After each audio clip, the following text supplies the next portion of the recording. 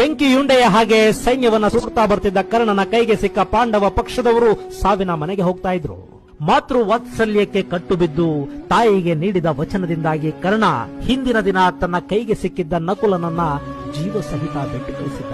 17ನೇ ದಿನ ಕರ್ಣನ ಕೈಯಲ್ಲಿ ಹೀನಾಯವಾಗಿ ಪರಾಭವಗೊಂಡ ಯುಧಿಷ್ಠಿರನನ್ನ ಕೂಡ ಕರ್ಣ ಪ್ರಾಣಭಿಕ್ಷೆ ಕೊಟ್ಟು ಕಳುಹಿಸಿಕೊಟ್ಟಿದ್ದ. ಹೀಗೆ ಯುಧಿಷ್ಠಿರನಿಗೆ ಜೀವದಾನ ಮಾಡಿ ತನ್ನ ರಥವನ್ನ ಮುಂದಕ್ಕೆ ಕೊಂಡೊಯ್ದವನಿಗೆ ಯುದ್ಧ ಭೂಮಿಯಲ್ಲಿ ಪಾರ್ಥನ ದರ್ಶನವಾಗಿತ್ತು.